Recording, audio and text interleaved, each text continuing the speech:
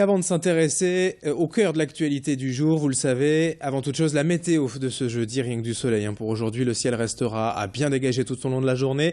Les températures également seront très agréables avec 24 degrés de prévu pour les maximales et même 31 degrés pour demain. Une petite canicule et un choc thermique, alors que les températures ne dépassaient guère les 15 degrés en début de semaine.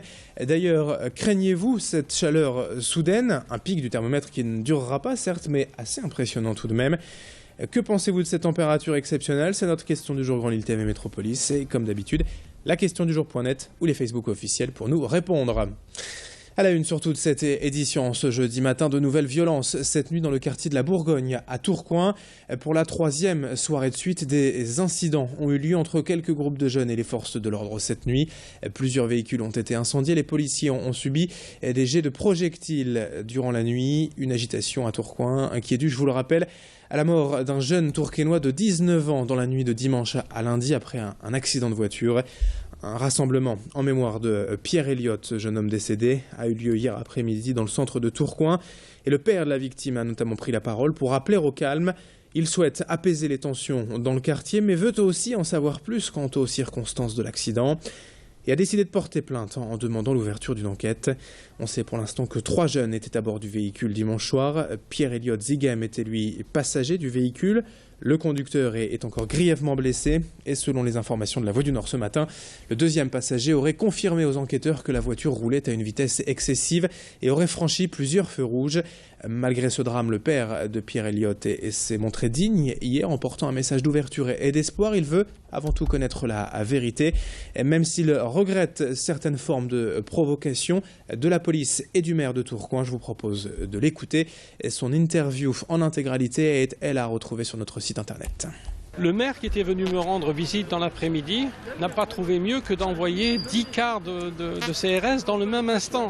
Donc c'était complètement paradoxal. On est là pour discuter et d'apaiser et ils m'ont dit carrément, regarde Farid, ils nous ont mis déjà 10 cars, ils vont nous provoquer à un moment donné et on va de nouveau rentrer dedans. Et ça n'a pas loupé, mais effectivement avec un gyrophare qui vous éclaire et puis qui recherche, ça n'a fait qu'exciter ces jeunes et d'éventuellement d'avoir des véhicules volés et ceci n'est vraiment pas bien et n'est pas joli à voir, ni pour Tourcoing. Autre actualité, aujourd'hui le 3e procès d'Outreau et alors que la fin des débats est proche, l'ambiance est de plus en plus délétère au sein du palais de justice de Rennes. Cette histoire ressemble plus que jamais à un véritable désastre humain et judiciaire. Daniel Legrand, aujourd'hui seul accusé, devrait de nouveau être acquitté par la justice. C'est ce que pense en tout cas la plupart des observateurs et c'est ce que pense aussi le journaliste nordiste Lionel Gougelot qui suit le procès à Rennes pour Europe 1 et que nous avons joint hier par téléphone. On s'achemine vers un acquittement. Effectivement, c'est le sentiment que l'on a, notamment quand on entend l'avocat général. On sent bien, à travers ses prises de position, à travers la façon dont il mène ses interrogatoires, qu'il y a beaucoup de doutes, si ce n'est plus, sur la culpabilité de Daniel Legrand. Et on sent qu'on a le sentiment qu'il va requérir vendredi matin l'acquittement de Daniel Legrand. Cela dit, ça n'est qu'une réquisition de l'avocat général. Il faudra ensuite que le jury populaire, présidé par le président de la Cour d'assises, confirme ou pas cette décision. 7h19 en direct sur Grand Lille TV, l'actualité également en bref. Et ce camp de Rome évacué hier matin sur le chemin Napoléon à Hélène. Une centaine de personnes ont été forcées par la police de quitter ce terrain, un propriété de la Melle, et qui était occupé depuis 2012. Comme souvent, les associations dénoncent un coup de force et surtout l'absence de concertation préalable et de solutions de relogement proposées. Les familles expulsées ont en effet dormi hier sous des tentes non loin de ce camp de fortune. Allez, on enchaîne avec toute autre chose et le retour hier à Lille du casting Elite Model Look. Comme tous les ans, les recruteurs de l'agence de mannequins sont venus chercher dans le Nord les futurs modèles qui défileront pour les grandes marques dans les prochaines années. Grande première tout de même en 2015, l'ouverture du casting aux garçons. Alors certes, il y a des conditions, il faut mesurer au moins 1m84 et être âgé de 16 à 22 ans. Mais de nombreux jeunes hommes sont venus tenter leur chance hier à Euralille.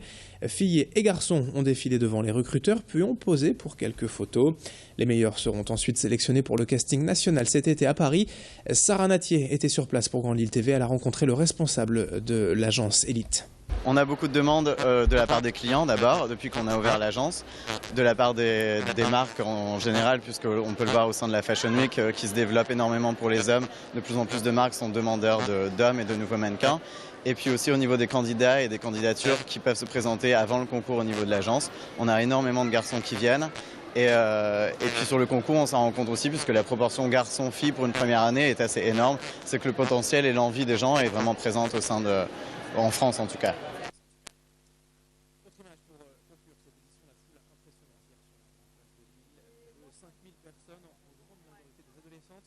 Venue pour approcher Marie Lopez au Fleuve Nord. La blogueuse française connue sur YouTube sous le pseudonyme d'Enjoy Phoenix. Elle vient de publier un livre déjà vendu à plus de 150 000 exemplaires et c'est une véritable star adulée par ces jeunes filles. D'ailleurs, à peine âgée de 20 ans, elle refuse déjà les interviews.